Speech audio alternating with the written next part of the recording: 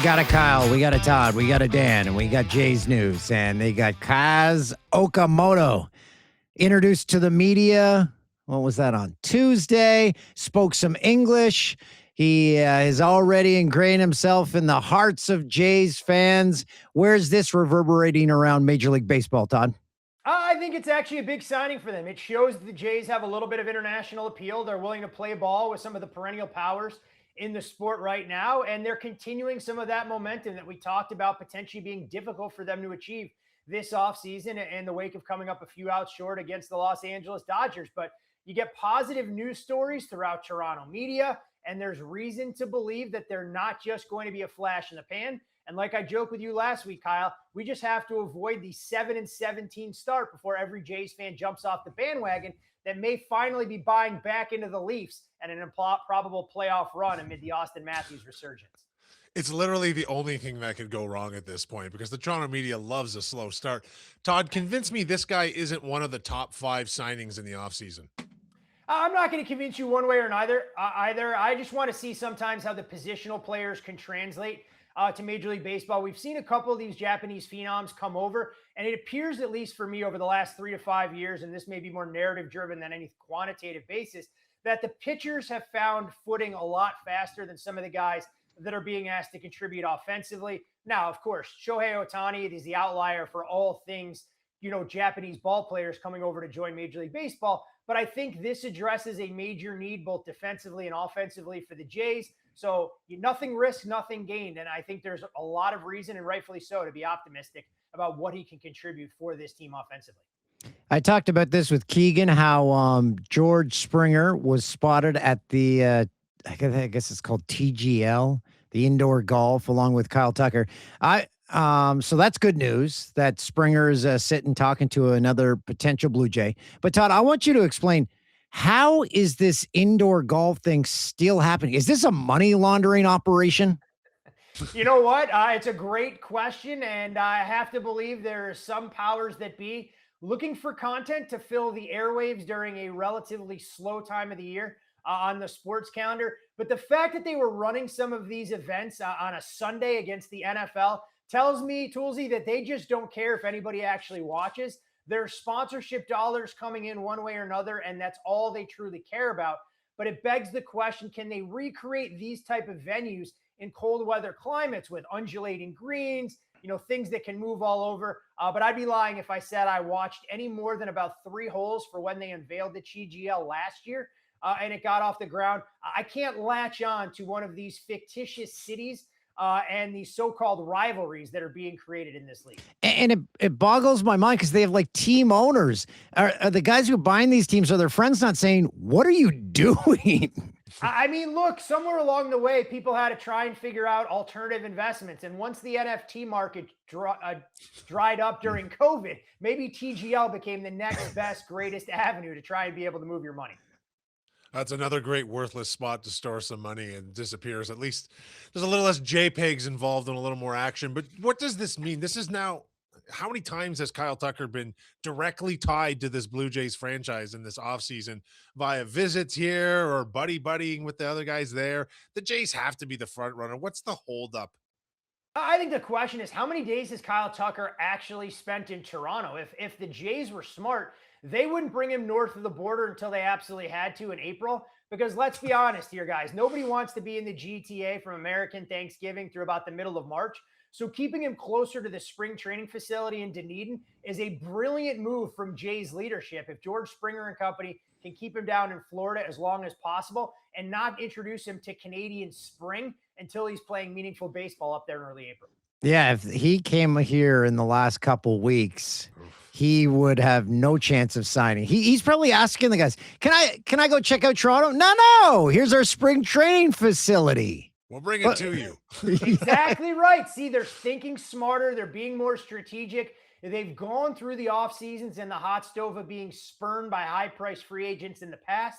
So they're evolving and adapting to modern times. With the Tucker sightings, with the Kaz signing, I'm starting to think with each passing day, the Bo Bichette re-signing is not going to happen. He's almost seen as like, are they moving on from me? That kind of feels like the Jays were out of the Bichette sweepstakes unless they can kind of get him on a hometown discount of sorts. But we talked about this guy's going all the way back to the middle of November, that if they were able to replace his bat and add a defender that was going to give them a little bit more. I know it's always great when you can keep that homegrown talent around, but defensively, he's a minus and a little bit of a liability in the field. Durability gets called into question. And if somebody is going to pay a premium, unfortunately for me, it'll probably be my beloved Yankees more than anybody else. Sometimes you have to part ways with these players, despite the way the fans approach it and their emotional attachment or commitment to guys that they've grown up watching and players that have been brought up through the farm system as well. I hate to turn this into TMZ, but did he not just get married the other day? Because to me, that points to this basically, let's not give him the bad news before his wedding that you're not coming back to Toronto. Look, it's a very thoughtful wedding gift if that's the case. And if Bichette wants to go out there and throw away the rest of his life like all of us married folks have done, then I have to respect that above all else. Okay, so if he got married, then we need to find the wedding party photos and count how many Blue Jays are in the wedding party. Well, I mean, that could go a long way, but Toolsy, it's not like a bar mitzvah where you're going to get themed tables and see what other kind of AL East pennants might be strewn around the ballroom. So that would probably give us a better indication if there were no Blue Jay gear. But I figure you guys are super sleuths. Haven't you gone through his social media? As long as he's not scrubbing all mentions of Blue Jays in any capacity, there's always hope that he could return to Canada. Who finds that stuff out when someone unfollows a team like that? You would have to go through. Like, I don't even know. You can automate it. Oh, you can. Okay. Yeah. There's probably a whole Twitter account dedicated to just this type of social media related gossip that all it does is scan for that. I mean, Kyle sounds like he's speaking with firsthand experience, Toolsy. I'm a little bit concerned, but I applaud it nonetheless. EJ Raddick unfollowed me on Twitter last week, and I knew immediately. I'm just kidding. It's like the guys who are waiting for that woman and once a month going to see, photos of her and a guy are still there. And then one day, the photos of the guy, they're all gone. Always looking for that timestamp. The timestamp doesn't lie. Hey, you mentioned the Leafs earlier. They are generating a little more interest as they're remembering how to play hockey, namely Auston Matthews. He's looked good. Look, he's looking like the Auston Matthews of the past. And maybe it's not coincidental that he's doing it while William Nylander has been on the shelf. So maybe we have to try and connect the tea leaves here in terms of those two personalities and their ability to coexist in the dressing room and, of course, on the ice. But we've mentioned the Eastern Conference being the definition of complete and utter chaos. It feels like you win 2 games in a row. You can move yourself from 11th place right into the playoff mix. You drop 3 games or you pick up a couple of loser points there. You find yourselves vying with the Winnipeg Jets for the #1 overall pick in the draft lottery. But the Leafs are right there. And as long as they can get some goaltending, they can get a little bit healthier. Maybe there's an opportunity for them to throw their hat in the ring. I think the big question that we have to figure out with Toronto is always about the blue line. It doesn't appear Chris Tanev is going to be returning anytime soon. They did get Brandon Carlo back from IR, and we'll see how long this kidney injury to Dakota Joshua keeps him shelved. But an interesting team, and we've seen this year in the NHL maybe more than any that I can remember over the last decade, the ebbs and flows and what a team can do for its overall season outlook with just a week's worth of data. And it's starting to feel like all these teams are in full-on sprint mode to get to that Olympic break, be able to finish with momentum, and then we'll see which team can pick up where they left off when they come back after about a 3-week hiatus in Italy. On his way into town for last night's game, the Florida Panthers, Brad Marchand, accused people in Toronto, the media and their forth, of running Mitch Marner out of town. And I think there may have been some truth to that statement, but is it a fair statement? Yes, I think it's completely fair, especially listening to Mitch Marner's comments himself about how uncomfortable his family was made to feel given his resume that continued to compile shortcomings in the postseason. But I'll give Brad Marchand a world of credit. He knows exactly what it takes to get under the skin of Maple Leafs fans in general and be that irritant, just complimentary enough with some of these backhanded compliments that are there, saying that he even considered potentially signing in Toronto. I mean, this guy gets it, and he is going to make a phenomenal commentator when he decides to hang it up, and we get to see his contributions on a major media network, whether it's here stateside or you guys are as well. I bet you on that flight with some of his teammates, he said, "You guys think I can make front page news? I mean, No chance." he Uh, does a ye- phenomenal job of wrinkling feathers and making sure that his comments are front and center every time that the Panthers come up there. Now, unfortunately for Mr. Marchand, wasn't able to finish the game, bitten by the injury bug, which seems to plague every single Florida Panther so far in 2025, 2026. I had one request of Santa on my wish list for the Santa Claus. That is for the Buffalo Sabres to make the postseason. Mm. Furzy, Look, is it going to happen? they're playing good hockey, and you have to give them credit. You know, a 10-game winning streak that was snapped over the weekend by the Columbus Blue Jackets bounced back with what I'll call an uneven performance on Tuesday night against the Vancouver Canucks, and we'll see if they're able to carry it forward. I mean, this is a group that has the talent on the roster. I still have major question marks about what they're going to get on a night in, night out basis in net. But as long as UPL can at least perform to an average level, there's enough on this roster to get excited about for this team to be very much in wild card contention.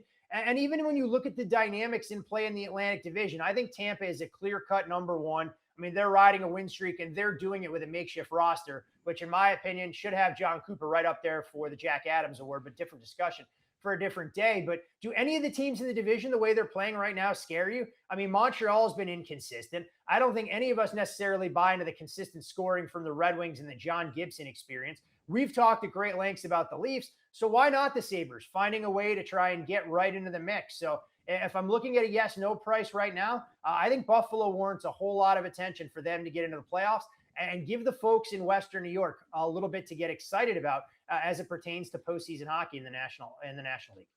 Speaking of excitement in Western New York, the NFL enters its postseason this weekend. The Buffalo Bills opened as a zero or as a half point, excuse me, favorite against the Jacksonville Jaguars. Is that justified, that line? It seems off to me. I mean, this is a Bills team right now that I think all of us are trying to figure out who they're going to be, and that's after 17 games. I mean, we've seen flashes of brilliance offensively when Josh Allen puts on the Superman cape. We know they want to try and run the football with James Cook, which could be a bit of a daunting task against a Jaguars team whose strength defensively isn't slowing down the run. And defensively, this is a Bills team that hasn't been able to stop the run. The secondary has been a plus unit, but the loss of Malik Hairston on the back end could loom large against the Jag side that has been white hot. I mean, Trevor Lawrence playing the best football of his career, finally grasping some of the offensive concepts under first-year head coach Liam Cohen. I mean, 8 straight wins, 8 straight covers, and here are the Bills opening right around a pick 'em. To your point, Kyle, a lot of respect in the market. I can't make a case to try and back the Jags here, but I can understand the skepticism that Bills fans or bettors have. I mean, this is a franchise that has not won a road playoff game since 1992. And why is that relevant? Because they beat the Miami Dolphins in the AFC Championship back then. And that was before Dan Marino made his acting debut wearing isotoner gloves in Ace Ventura. That's how long it's been since the Bills have won a road playoff game. Let's run through them all.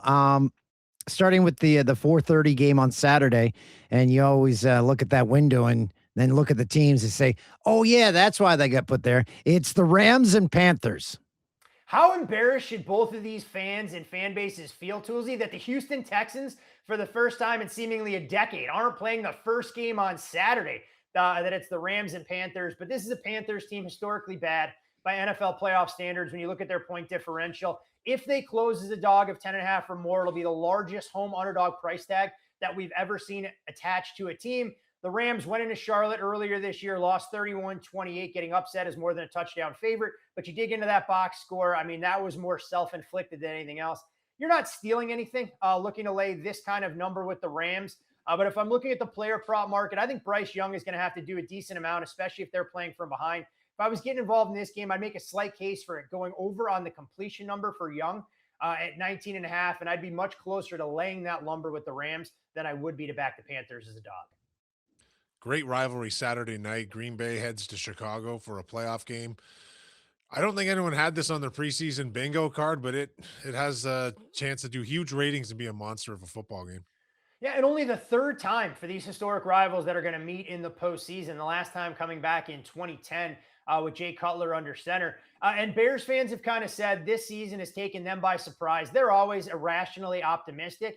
And I've talked to a number of them, guys. I said, if you guys lose in the playoffs, but because it comes against the Green Bay Packers, does this make the season a disappointment? And 100% of the answers have been yes, which tells you how fan bases tend to operate. But look, quarterbacks making their playoff debut against quarterbacks that have been there before and done that are less than a 35% proposition. So there's a little bit of skepticism around the Bears and their ability to operate. Now, Green Bay comes limping in both literally and figuratively. I mean, this is a group that hasn't been able to get after opposing quarterbacks since Micah Parsons was lost for the season against the Denver Broncos. They lost Devontae Wyatt along the defensive line. But it just feels to me like the Green Bay Packers have a little bit more in the tank. LaFleur's going to scheme things up offensively against this makeshift Bears defense. So it's Packers or pass in what should be a phenomenal atmosphere Saturday night from Soldier Field. Niners and Eagles, two of the most intense, historic fan bases, long-standing fan bases. Is this a must-watch? This game will be tremendous, but I have some real concerns about the 49ers defensively. I mean, this was a group that was banged up seemingly every week, and they're not going to get any healthier this week. Lose backup linebacker Tatum Bethune to a season-ending injury. We're not sure about D. Winters and how healthy he is. Wasn't able to finish the game against the Seahawks. Philadelphia, though, scares you a little bit looking to lay points given how inconsistent their offense has been. But this should really be a Saquon Barkley game. Getting Lane Johnson back along the offensive line should give them the opportunity to control the trenches. We're not sure for the 49ers if we're going to see Ricky Pearsall and Trent Williams out there, how healthy George Kittle is dealing with that ankle injury as he looked like a shell of himself. You can understand why the Eagles opened as a field goal favorite. They've been bet up to 4.5. And you've also seen under money with this total as high as 46.5 down to 44.5, knowing that Philadelphia's defense can be as tenacious and stingy as what we saw Saturday night from the Seattle Seahawks. So I think it's an Eagles victory. Am I running to lay the current market price? Absolutely not. But a little bit of buyer beware with the 49ers. I just feel too many injuries for a team that was very talented and maybe a good buy on candidate going into next season, assuming that health will improve. And I guess on Sunday night, we find out just how for real Drake May and these New England Patriots really are, don't we? Well, we will, for sure. And look, I'm not going to take anything away from what Mike Vrabel and Drake May have been able to accomplish this season, but that's a resume that leaves a lot to be desired. This would be like Toolsy claiming that he had the highest GPA in university after taking all remedial level classes. Whoa. Let's clear this up. I couldn't get into university. All right. Well, there. All right. Let's go. Let's ratchet it back. We'll call it secondary school or high school, where you were able to try and rattle that off, taking all, basic classes where you had to just pronounce the thes of the world, cat, dog, 3-letter words, and everything else it takes to get you across the finish line. But when you look at New England, that's my biggest concern. I mean, go through the list of opposing quarterbacks they faced. It is far from murderer's row. They have one win against the team with a winning record this year, and that came on the Sunday Night Football game when they upset the Buffalo Bills. Here comes a Chargers team who's a little bit banged up, but Coach Harbaugh, give him credit for resting Justin Herbert and a lot of the key contributors in the regular season finale. I think the Chargers are extremely live. I like them with the points, and I think they can win the game outright in Foxborough. Justin Herbert and company erased some of those playoff demons for the games that got away against the Jacksonville Jaguars and the Houston Texans in recent memory. Give me the Chargers plus the points. They went outright. So you mentioned the Texans. They're always the first game of wildcard weekend. Not only are they not that game, they're in the Monday night game. Texans, Steelers. Well, the reason they're in the Monday night game has nothing to do with the Houston Texans, guys. It has everything to do with the team that they're playing that is one of the biggest draws in the National Football League outside of maybe the Green Bay Packers and the Dallas Cowboys.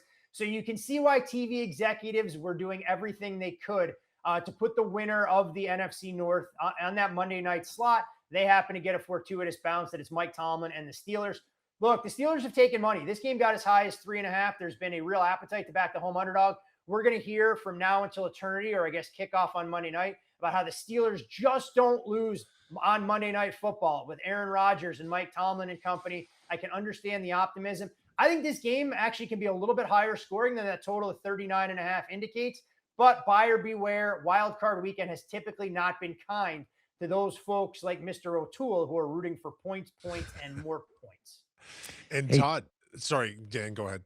No, I had something New Year's related. You go ahead. Sticking with the Steelers for a second, surely this Monday night game can't end as in dramatic a fashion as last Monday's. which ultimately led to the ouster of John Harbaugh after 18 years at the helm of the Baltimore Ravens. Where does he go next? Sometimes you need a refresh, and I think the Ravens were headed down this course all season long with the infighting, or so to speak, that we had heard rumblings of taking place in the locker room. It wasn't going to be John Harbaugh and Lamar Jackson returning to the sidelines of Baltimore. The Ravens and owner Steve Bichette made a decision that after 18 years, they'd had enough of their head coach. Coach Harbaugh, in my opinion, will be one of the most coveted names, but he's going to have his choice. And if he decides there isn't a job out there that fits what he wants to do and accomplish right away, he'll still be one of the top choices in the coaching cycle next year. In my opinion, the only franchise right now that makes some sense for Coach Harbaugh would be the New York Giants. When you look at that roster from top to bottom, you have a very talented quarterback in Jackson Dart. You have skill position talent in Cam Scadaboo and Malik Neighbors. You have a franchise offensive tackle in Andrew Thomas, and one of the best defensive lines if they can play to their potential. So it feels like a match made in heaven for Coach Harbaugh. I kind of joked that the best situation to unfold would have been if Michigan gave a big FU to everyone in college football and brought in John Harbaugh as their interim head coach before they signed Kyle Whittingham. The timelines just didn't match up. So my New Year's question was, my buddy Nate got married in Vegas, New Year's Eve. So it got me thinking, is New Year's Eve the biggest wedding night in Vegas? Wedding night premeditated or wedding night because people fall in Yes, love? premeditated. I'm going to say no, but I don't know that with any true numerical data to back it up. I feel like there's got to be some random days on the calendar where you can get a cut rate deal at the Little White Chapel or somewhere else in town. So I'm going to say they had Elvis doing theirs.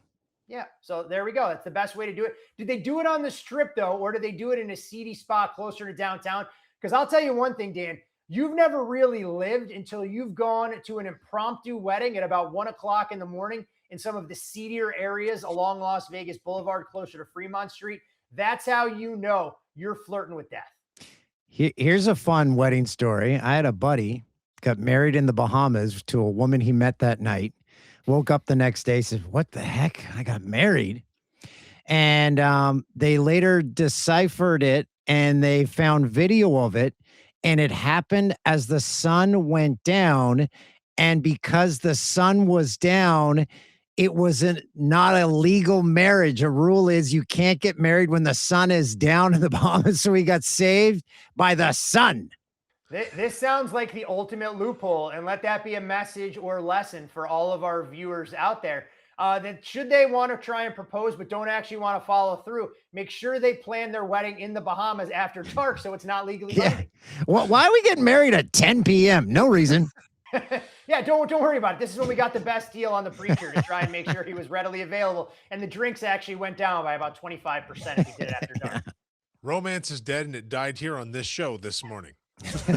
How can you not be romantic about Wild Card Weekend, Kyle? That's all I have to ask. Can't wait. See you guys.